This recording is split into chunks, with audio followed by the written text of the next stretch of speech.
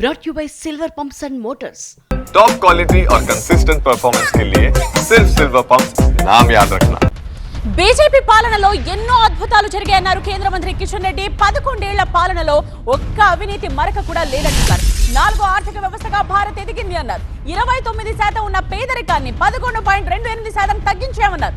పన్నుల విధానంలోనూ సమగ్రమైన మార్పులు తీసుకొచ్చామని చెప్పారు. 11 సంవత్సరాలు పరిపాలించిన తర్వాత కూడా ఒక్క రూపాయి అవినీతి జరిగిందని ఈ దేశంలో ఏ రాజకీయ పార్టీ కానీ, మా ప్రత్యర్థులు కానీ, లేక ఏ మీడియా కానీ ఈరోజు ఆరోపించేటువంటి పరిస్థితి లేదు. మోడీ గారి నాయకత్వంలో సేవ, సుపరిపాలన, పేదలు, అణగారిన వర్గాలకు పెద్దపీట వేస్తూ ఈరోజు 11 సంవత్సరాలుగా పరిపాలన చేస్తూ ఉన్నాం.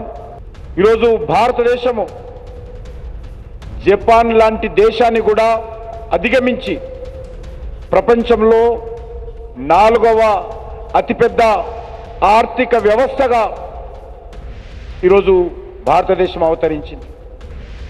దేశ ప్రజల సహకారంతో 2014లో 29.17% పేదరికంలో ప్రజలు ఉండేవారు.